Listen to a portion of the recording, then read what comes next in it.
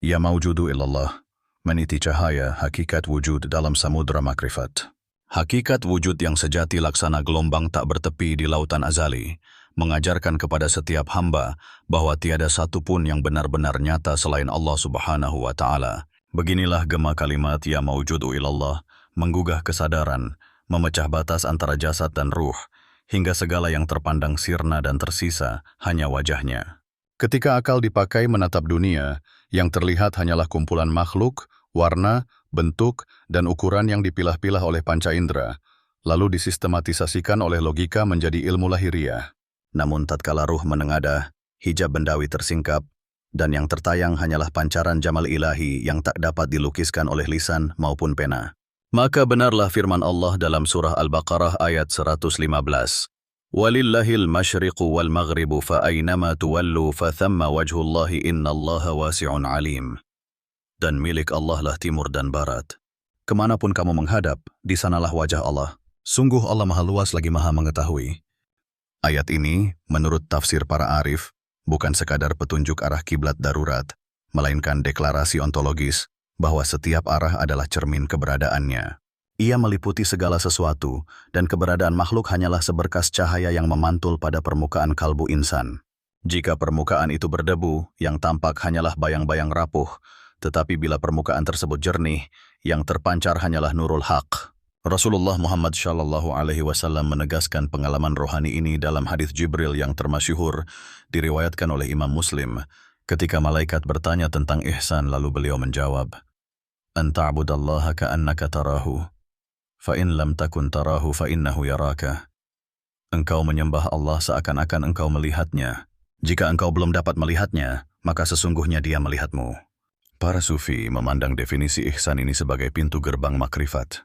Pertama-tama hamba menyembah dengan keyakinan bahwa Allah memerhatikan gerak-gerik lahir dan batinnya, lalu melalui mujahadah, riyadah, zikir dan muraqabah, penglihatan batin terbuka sehingga penyembahan berubah menjadi syuhud, yakni penyaksian. Syekh Al-Junaid Al-Baghdadi menjelaskan, At-tauhidu ifradul haq anil khalqi fi hukmihi. Tauhid sejati adalah memisahkan realitas hak dari pengaruh makhluk dalam segala penilaian. Inilah jalan panjang yang ditempuh oleh para salik, mulai dari tazkiyatun nafs, takhallu dari akhlak tercela, tahalli dengan akhlak terpuji, hingga tajalli ilahi, yaitu tersingkapnya kehadiran Allah pada segala rupa. Makrifat tidak berarti meniadakan syariat, karena syariat adalah fondasi kebangunan rohani. Syariat bagaikan tanah tempat tumbuh benih, tarekat adalah akar yang menembus kedalaman, hakikat laksana batang yang menjulang, dan makrifat adalah buah manis yang memancarkan biji cahaya kembali ke tanah tauhid.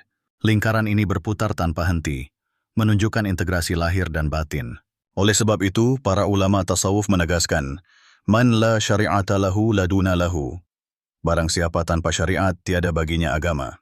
Dalam kerangka itulah surah Al-Hadid ayat 3 menyatakan, Huwal awwalu wal akhiru wal zahiru wal batin, wa huwa bikulli syai'in alim. Dia yang awal, dia yang akhir, dia yang zahir, dia yang batin, dan dia maha mengetahui segala sesuatu. Ayat ini ditafsir Syekh Ibnu Arabi bahwa keempat nama itu adalah kompas perjalanan salik. Awal adalah tauhid rububiyah, akhir adalah fana, zahir adalah manifestasi sifat jalal, dan batin adalah kesempurnaan jamal yang tersembunyi pada inti ruh. Ketika keempat penjuru ini bertemu, kalbu bagaikan titik pusat tak terhingga yang memantulkan semua warna wujud tetapi sendiri tanpa warna. Kemudian perhatikan surah An-Nur ayat 35, ayat An-Nur Al-Qaim yang memaparkan perumpamaan lampu ilahi. Allahu nurus samawati wal ard, yakadu zaituha yudhi'u, walau lam tamsashu nar. Dalam pandangan Syekh Ibnu Ajibah, mishkat adalah rongga dada salik, misbah adalah qalb, zujaja adalah sir, dan zait adalah fitrah tauhid murni yang hampir menyala menerangi hati meski belum tersentuh percikan api wahyu. Bila percikan itu datang melalui mursyid yang bersanad, hadis qudsi pun menjadi kenyataan. Idza ahbabtuhu kuntu sam'ahu alladhi yasma'u bihi, wa basarahu alladhi yubsiru bihi. Apabila aku mencintainya, aku menjadi pendengarannya, penglihatannya, tangannya, dan kakinya. Inilah maqam fana fillah yang kemudian dibangkitkan kembali sebagai baqabillah, sehingga jejak hidup salihin bukan lagi milik ego, melainkan pancaran atribut ilahi dalam konteks manusiawi. Sesungguhnya penyembuhan itu dalam 3 perkara. Dan pada seseorang yang Allah tiupkan padanya kesembuhan, maka mursyid adalah seperti tabib ruhani yang meniupkan zikir ke dalam kalbu salik sehingga hati itu bangkit menyaksikan Tuhannya. Tanpa mursyid, seorang hamba tersesat dalam lorong-lorong ego yang menyamar sebagai makrifat. Maka dalam surah Luqman ayat 20, Wa asbagha alaikum ni'amahu zahiratan wa batinah. Allah telah menyempurnakan atasmu nikmatnya, yang lahir dan yang batin. Nikmat batin ini diartikan oleh sebagian ahli tafsir sebagai ilmu makrifat yang turun dari hati mursyid ke hati murid, sebagaimana matahari memancarkan cahaya ke bumi. Namun perlu disadari pula bahwa makrifat bukanlah pengalaman statis. Ia terus bertumbuh dan bergerak dalam sirkulasi zauq, rasa, syuhud, penyaksian, dan hakikah. Seseorang tidak cukup hanya tahu bahwa Allah Maha Hadir, tetapi ia harus larut dalam kehadiran itu sampai ia hilang dari dirinya sendiri. Maka para sufi berkata, Man arafa nafsahu faqad arafa rabbahu. Siapa yang mengenal dirinya, maka ia mengenal Tuhannya. Maksudnya bukan hanya mengenal secara akal, tetapi mengalami langsung kefanaan ego dan wujudnya hanya sebagai sarana menyembah.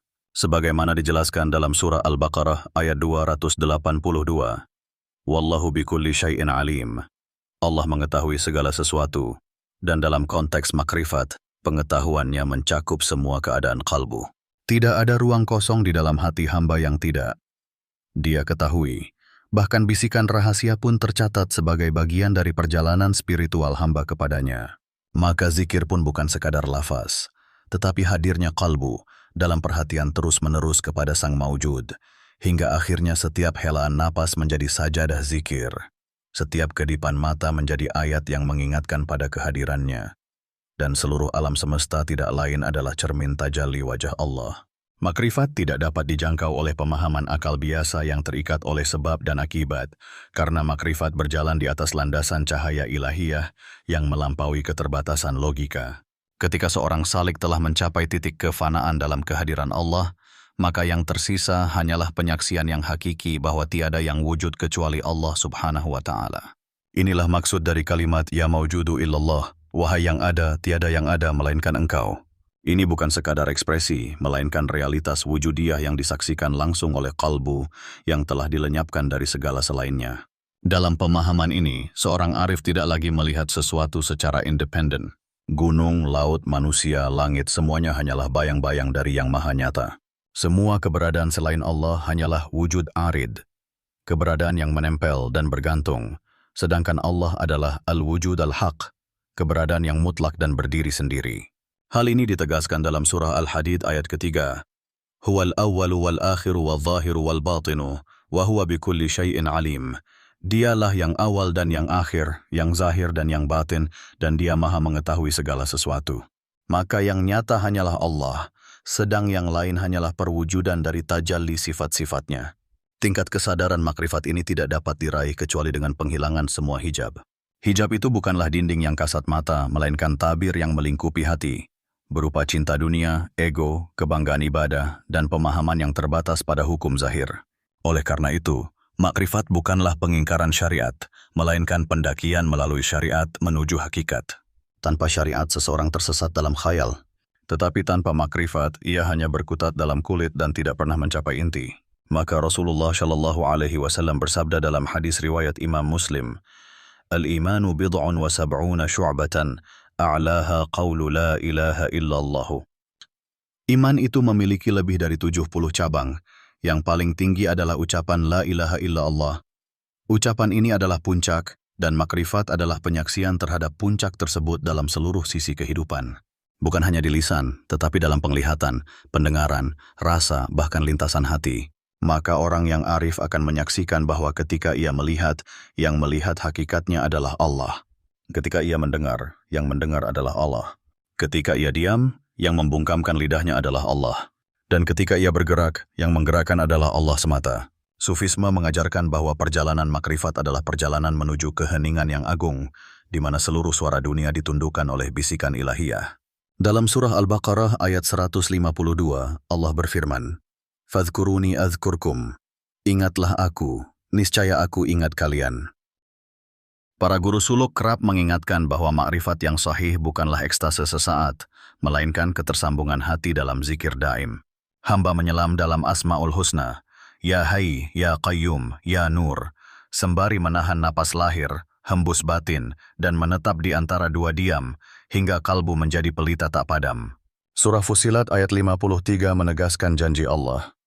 Sanurihim ayatina fil afaqi wa fi anfusihim hatta yatabayyana lahum annahul haqq. Maka tanda-tanda di cakrawala dan di dalam diri menyatu menyingkap kesejatian tauhid. Di sanalah wujud makhluk dilihat sebagai fenomena bayangan, sedangkan wujud Allah laksana matahari yang tak pernah padam. Syekh Abu Hamid Al-Ghazali mengumpamakan dunia bagaikan cermin, dan sifat-sifat Allah tampak padanya. Apabila engkau terkesima oleh bayangan, engkau tertipu, tetapi jika engkau kembali kepada matahari, engkau mendapat cahaya hakiki. Dalam jagat makrifat, kalimat Ya Ma'ujudu Ilallah bukanlah sekadar lafaz yang keluar dari lisan, melainkan suatu pengakuan eksistensial yang lahir dari sir terdalam, yaitu inti batin yang menyaksikan bahwa tiada yang benar-benar wujud kecuali Allah. Sebagaimana dikatakan oleh Syekh Ibnu Athaillah dalam Al-Hikamnya, Al-Kaun kulluhu zulmatun, innama anwaruhu zahara fihi liwujudi haqqihi fih. Seluruh ciptaan itu gelap, cahaya hanya tampak padanya karena kehadiran Al-Haq di dalamnya. Ini bukan berarti bahwa makhluk disamakan dengan Allah, tetapi makhluk hanya memiliki keberadaan dalam kerangka kebergantungan total kepada Allah. Apapun yang ada di alam semesta ini adalah penampakan sifat-sifat Allah dalam keterbatasan makhluk, sehingga makrifat sejati akan menghantar seorang hamba kepada pemahaman bahwa setiap yang dilihat, didengar, disentuh, atau dirasakan, pada hakikatnya hanyalah manifestasi dari salah satu nama Allah Subhanahu wa Ta'ala. Maka, bila seseorang memandang dengan akalnya, ia hanya menangkap bentuk, tetapi bila ia memandang dengan ruh yang telah suci, maka yang terlihat hanyalah tajalli wajah Allah. Itulah mengapa para sufi menekankan pentingnya ruyat al-haq fi kulli syai. Melihat Allah dalam segala sesuatu, bukan dalam arti zatnya, karena Allah maha suci dari keterkaitan bentuk dan batas, tetapi dalam arti sifat-sifat dan asar-asarnya. Hal ini ditegaskan pula oleh Allah dalam surah Al-An'am ayat 103. La tudrikuhul absaru wa huwa yudrikul absara wa huwal latiful khabir. Penglihatan tidak dapat menangkapnya, tetapi dia dapat menangkap semua penglihatan, dan dia maha halus lagi maha mengetahui. Oleh karena itu, para arif tidak melihat Allah dengan mata kepala, melainkan dengan mata hati yang telah dibersihkan dari semua hijab. Dalam surah Al-Hajj ayat 46, Allah memperingatkan, فَإِنَّهَا لَا تَعْمَى الْأَبْصَارُ وَلَكِنْ تَعْمَى الْقُلُوبُ الَّتِي فِي الصُّدُورِ. Sesungguhnya bukanlah mata itu yang buta, tetapi yang buta adalah hati yang berada dalam dada. Maka jelaslah bahwa makrifat bukan perihal penglihatan zahir, melainkan penyaksian batin, bukan wujud lahir tetapi kehadiran ruhaniyah. Makrifat tumbuh dari ladang tajrid, yakni pengosongan diri dari keakuan. Semakin fana seseorang dalam keesaan Allah, semakin jernih pula cermin ruhnya dalam memantulkan jamal ilahi. Keindahan sejati tidak dapat ditampakkan pada diri seseorang yang masih mempertahankan ego atau nafsu. Dalam kitab Risalah Al-Qushairiyah, dijelaskan bahwa hakikat makrifat adalah tasfiyatul qalb minal aghyar, pemurnian hati dari selain Allah. Maka seorang salik harus mengosongkan hatinya dari segala bentuk keterikatan duniawi, bahkan keterikatan terhadap ibadahnya sendiri, sebab makrifat hanya dapat lahir dari rahmat Allah, bukan semata-mata karena amal. Anpamhana. Hal ini ditegaskan dalam surah An-Nur ayat 40, Au kadhulumatin fi bahrin lujjiyyin. Idza akhraja yadahu lam yakad yaraha, wa man lam yaj'alillahu lahu nuran fama lahu min nur. Atau seperti kegelapan di lautan dalam. Apabila ia mengeluarkan tangannya, hampir ia tidak dapat melihatnya. Dan barang siapa yang tidak diberikan cahaya oleh Allah, maka tidak ada cahaya baginya. Ayat ini menegaskan bahwa cahaya makrifat bukan hasil usaha semata, melainkan limpahan rahmat dari Zat yang Maha Cahaya. Sebab itu guru mursyid memegang peranan penting dalam dunia makrifat. Sebagaimana Nabi Musa alaihissalam tidak mampu memahami ilmu Hadratul Khidr kecuali dengan bersamanya, demikian pula salik tidak dapat menyelami samudra makrifat tanpa bimbingan seorang mursyid kamil. Hadis riwayat Abu Daud menyebutkan, Innama syifa'u fi thalatha, wa rajulin nafathallahu fihi syifa'. Maka para sufi menjelaskan bahwa syirik tersembunyi yang paling halus adalah merasa masih memiliki kehendak, merasa masih memiliki daya dan upaya. Dalam surah Al-Anfal ayat ke-11 Allah berfirman, وَمَا رَمَيْتَ إِذْ رَمَيْتَ وَلَكِنَّ اللَّهَ رَمَى. Dan bukan engkau yang melempar ketika engkau melempar, tetapi Allah lah yang melempar. Ini adalah pelajaran yang agung, Segala perbuatan hamba, hakikatnya adalah perbuatan Allah.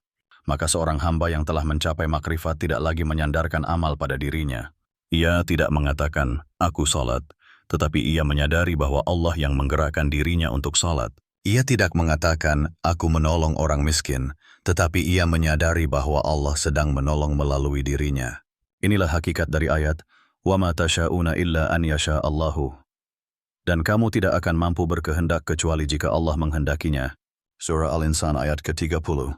Makrifat membawa seseorang pada titik kefanaan total, bahwa tiada yang bergerak, tiada yang diam, tiada yang hadir, dan tiada yang lenyap, kecuali dalam kehendak dan keberadaan Allah Subhanahu wa Ta'ala. Dalam dunia makrifat, seluruh ciptaan dipandang sebagai cermin dari Sang Pencipta. Oleh karena itu, mereka yang telah mencapai tahap ini tidak lagi memandang ciptaan dengan nafsu atau kedengkian, melainkan dengan kasih sayang dan rahmat. Sebab ia menyadari bahwa pada setiap insan ada percikan cahaya ilahiyah. Maka orang-orang makrifat adalah mereka yang paling lembut hatinya, paling dalam kasihnya, dan paling lapang jiwanya. Mereka tidak pernah merasa lebih baik dari orang lain, sebab mereka telah fana dari rasa lebih atau kurang. Mereka tidak membenci orang berdosa, sebab mereka tahu bahwa di balik dosa itu masih ada potensi tajalli dari ampunan Allah yang maha luas. Mereka tidak bangga dengan ibadah mereka, sebab mereka tahu bahwa yang menggerakkan mereka untuk ibadah pun adalah Allah semata. Dalam surah An-Nur ayat ke-35, Allah berfirman, Allahu nurus samawati wal ard. Allah adalah cahaya langit dan bumi. Maka seorang arif menyaksikan cahaya ini dalam segala hal, dalam segala makhluk, dan dalam segala kejadian. Ia hidup di tengah dunia tetapi tidak lagi terikat oleh dunia. Ia berjalan di atas bumi tetapi hatinya menggenggam langit. Makrifat juga mengajarkan bahwa segalanya adalah amanah dan titipan. Karena itu, seorang arif memandang anak, istri, harta, bahkan ilmunya sendiri bukan sebagai milik, melainkan titipan dari Allah yang harus dipertanggungjawabkan. Ia tidak akan menyombongkan ilmunya, sebab ia tahu bahwa Allah lah pemilik ilmu. Ia tidak akan merasa memiliki harta, sebab ia tahu bahwa Allah lah pemilik rezeki. Bahkan dirinya pun, ia tidak merasa memiliki, sebab yang menghidupkan dan mematikan hanyalah Allah. Inilah makna dari kalimat, La maujuda illallah, tiada wujud kecuali Allah. Kalimat ini bukan hanya teori filsafat, tetapi realitas ruhaniyah yang dapat disaksikan langsung oleh hati yang telah tercerahkan. Inilah yang disebut dalam hadis yang diriwayatkan oleh Imam At-Tirmidzi. Man arafa nafsahu faqad arafa rabbahu. Barang siapa mengenal dirinya, sungguh ia mengenal Rabb-nya. Dia bukan mengenal diri secara fisik atau akal, tetapi mengenal ketidakberdayaan dan kefakiran mutlak diri di hadapan Allah. Maka seorang arif memulai perjalanan spiritualnya dengan menundukkan ego, menyucikan hati, dan menempatkan Allah sebagai satu-satunya tujuan dari seluruh amal, ibadah, dan kehidupan. Ia tidak terikat oleh pujian atau celaan, karena yang ia cari hanyalah keridaan Allah. Dalam seluruh aspek kehidupan, makrifat mengajarkan keterhubungan yang mutlak kepada Allah. Tidak ada ruang yang hampa dari kehadirannya. Tidak ada waktu yang kosong dari pengawasannya. Tidak ada makhluk yang terlepas dari genggamannya. Dalam surah Qaf ayat ke-16, Allah berfirman, وَنَحْنُ أَقْرَبُ إِلَيْهِ مِنْ حَبْلِ الْوَرِيدِ. Dan kami lebih dekat kepadanya daripada urat lehernya. Ini bukan kedekatan jarak, tetapi kedekatan penguasaan dan pengawasan. Maka seorang arif tidak pernah merasa sendiri, sebab ia selalu bersama Allah. Ia tidak takut kehilangan, sebab ia tahu bahwa segala sesuatu adalah dalam genggamannya. Ia tidak menyesal atas musibah, sebab ia yakin Allah tidak pernah menetapkan kecuali yang terbaik. Dalam makrifat, seorang hamba hidup dalam cinta yang mendalam kepada Rabb-nya. Cinta yang bukan sekadar emosi, tetapi penyatuan kehendak, ketundukan total, dan penyerahan mutlak. Inilah cinta yang agung. Cinta yang tidak meminta, tidak mengharap, tidak menuntut, melainkan hanya memberi, hanya berserah, dan hanya mengabdi. Cinta yang membuat ia rela kehilangan dunia demi mendapatkan pandangan ridha dari Allah Subhanahu wa Ta'ala. Zikir di sini bukan hanya lafaz, melainkan hadirnya kalbu bersama Allah dalam setiap hembusan napas. Dalam dunia makrifat, zikir bukanlah aktivitas, melainkan keadaan. Zikir yang sempurna adalah ketika seorang hamba tidak pernah lupa kepada Allah walau sekejap. Ia tidak hanya menyebut nama Allah, tetapi hidup di dalam nama itu, tenggelam dalam Allah, hingga hilang dirinya dan hanya wujud Allah yang menyelimuti seluruh dimensi kehidupannya. Inilah yang disebut oleh para sufi sebagai fana fillah, yaitu lenyap dalam Allah. Fana bukan berarti ketiadaan eksistensi secara fisik. tetapi lenyapnya kesadaran akan diri dan seluruh makhluk, karena kesadaran terhadap Allah meliputi segalanya. Puncak dari makrifat adalah baqa billah, yaitu tetapnya seorang hamba dalam kehadiran Allah setelah ia melewati fana. Ia kembali kepada dunia bukan sebagai manusia biasa, tetapi sebagai hamba yang telah disucikan, hidup untuk mencerminkan sifat-sifat Allah di muka bumi. Dalam surah Al-Baqarah ayat 155, Allah berfirman, "Wabashiris sabirin." Dan sampaikanlah kabar gembira kepada orang-orang yang sabar. Dan sabar di sini bukan semata menahan derita, melainkan keteguhan jiwa dalam menyaksikan Allah dalam setiap ujian dan setiap kenikmatan.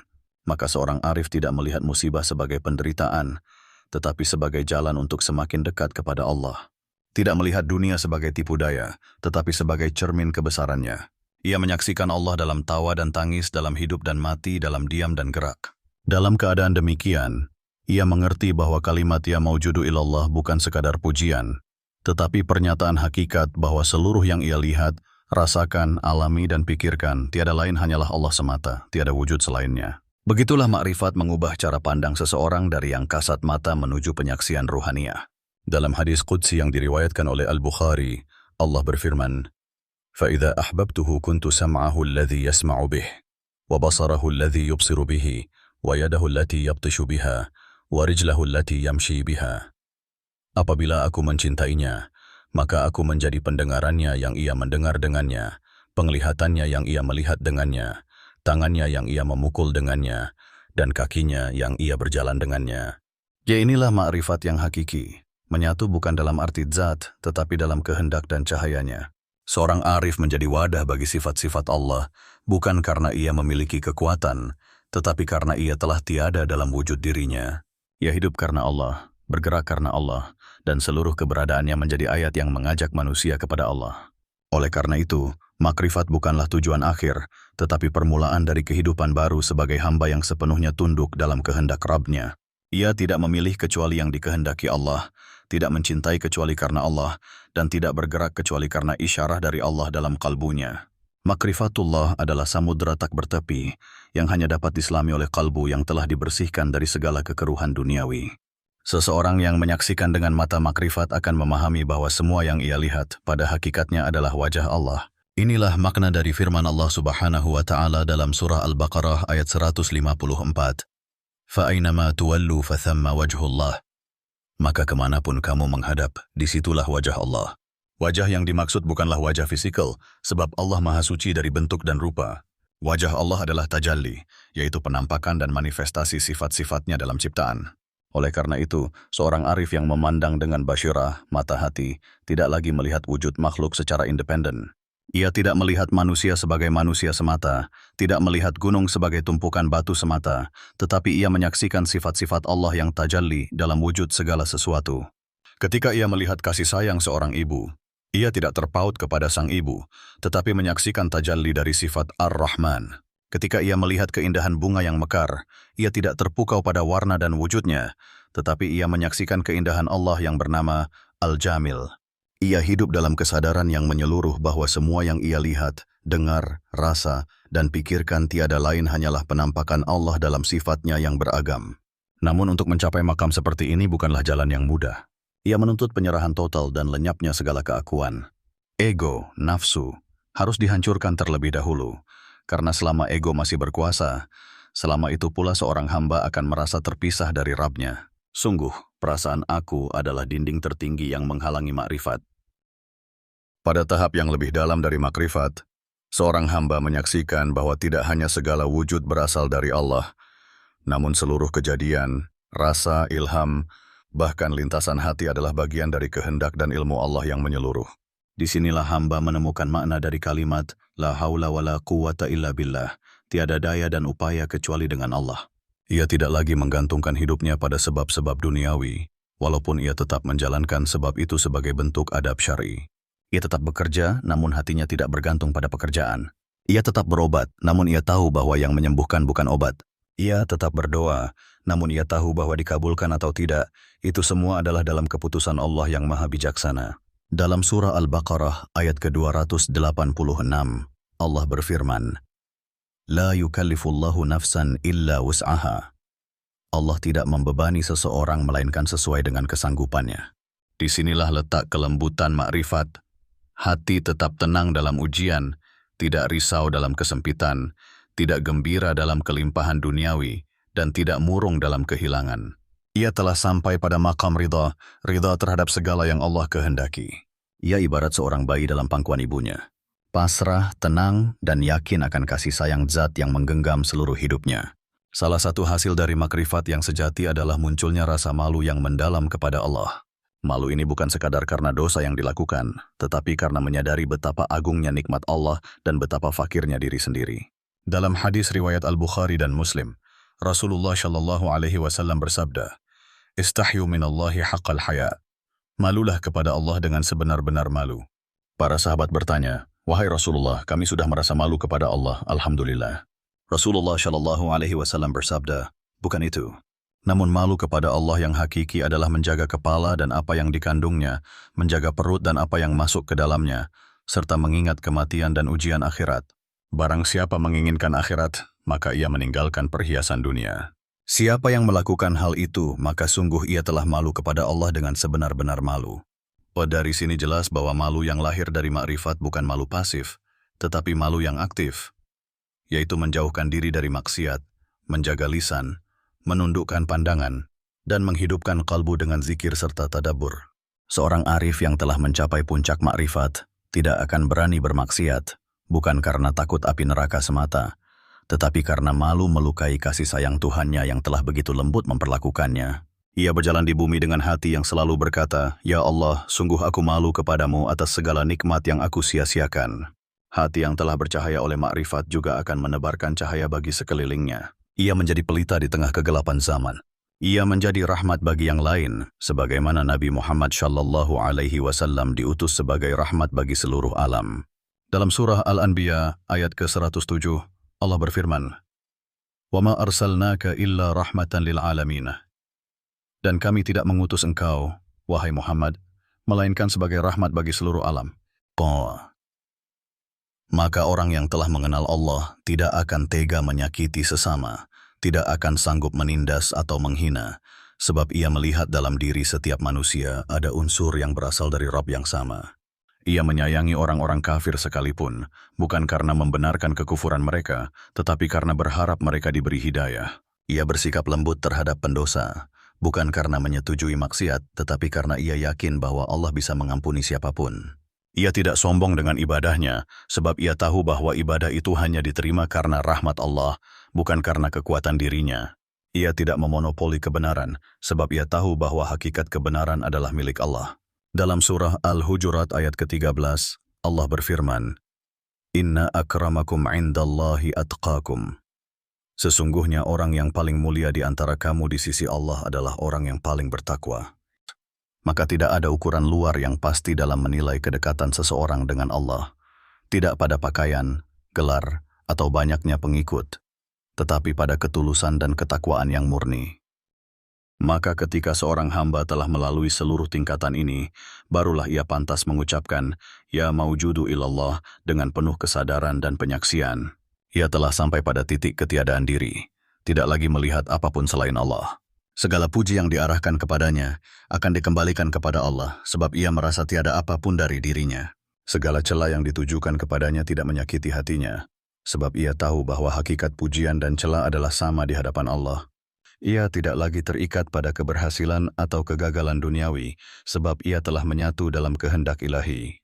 Dalam surah Al-Hadid ayat ke-4, Allah berfirman, "Wa huwa ma'akum aynama kuntum." Dan dia bersama kamu di mana saja kamu berada. Penyatuan ini bukan dalam arti inkarnasi atau hulul, tetapi penyatuan kehendak dan kesadaran batin yang sepenuhnya tertuju kepada Allah. Maka ia hidup bukan untuk dirinya, tetapi untuk menjalankan kehendak Allah. Ia tidak memilih, tetapi dipilih. Ia tidak berjalan, tetapi dijalankan.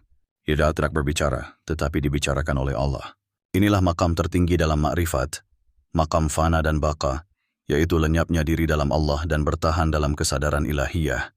Makrifat bukanlah tujuan akhir, tetapi gerbang menuju pengabdian yang sejati. Ia bukan hanya pengetahuan, tetapi pengalaman batin yang mendalam. Ia tidak bisa diraih hanya dengan membaca kitab, tetapi harus dijalani dengan keikhlasan, mujahadah, dan tuntunan dari para mursyid yang bersanad. Dalam dunia yang semakin bising dengan hiruk-pikuk duniawi, makrifat adalah jalan sunyi yang mengantarkan kita kembali pada asal mula, yakni Allah. Dalam dunia yang penuh kekhawatiran, makrifat adalah ketenangan yang hakiki. Dalam dunia yang penuh keterpisahan, makrifat adalah penyatuan yang sejati. Maka siapapun yang merindukan Allah dengan sebenar-benarnya rindu, ia pasti akan dibimbing olehnya menuju makrifat. Sebagaimana firman Allah dalam surah Al-Ankabut ayat ke-69, وَالَّذِينَ جَاهَدُوا فِينَا لَنَهْدِيَنَّهُمْ سُبُلَنَا. Dan orang-orang yang bersungguh-sungguh dalam mencari keridaan kami, benar-benar akan kami tunjukkan kepada mereka jalan-jalan kami. Jalan ini bukan tanpa tantangan. Ia dipenuhi dengan cobaan, ujian, penolakan, dan kesepian. Namun siapapun yang terus melangkah dengan ikhlas akan dipenuhi dengan cahaya yang tidak pernah padam. Ia akan melihat dunia dengan pandangan ruh, bukan dengan panca indera. Ia akan memaknai ayat-ayat Allah yang berserakan di alam, di dalam dirinya, dan di dalam waktu. Ia akan mengerti bahwa tiada makhluk yang wujud dengan sendirinya, dan tiada kejadian yang lepas dari kuasanya. Ia akan hidup dalam tauhid yang murni, dalam cinta yang abadi, dan dalam penghambaan yang tak terbantahkan. Maka kepada siapa lagi kita hendak berpaling, selain kepada Allah yang maha hadir, maha mengetahui, dan maha mencintai? Wahai jiwa-jiwa yang tenang, teruslah melangkah di jalan makrifat. Janganlah gentar walau dunia menolak. Janganlah mundur walau sepi menguasai. Janganlah ragu walau jalanmu tidak populer. Sebab Allah melihat, Allah mendengar, dan Allah tidak akan membiarkan hambanya yang ikhlas tersesat di jalan yang benar. Teguhkan hati, mantapkan zikir, sucikan niat, dan rendahkan diri. Sebab di balik kehinaan yang kita rasakan, ada kemuliaan yang sedang ditanamkan. Di balik keletihan yang kita jalani, ada perjumpaan yang sedang disiapkan. Maka jadilah dirimu fana dalam Allah dan abadi dalam ridhanya. Ya maujudu ilallah, tiada yang wujud selain Engkau ya Allah. Engkau nyata dalam segala, namun tersembunyi dari semua yang tertutup hijab. Bukalah hijab kami, terangilah hati kami, dan jadikan kami hamba-hambamu yang menyaksikan wajahmu dalam tiap hela nafas, dalam tiap kedipan, dalam tiap detak jantung. Amin.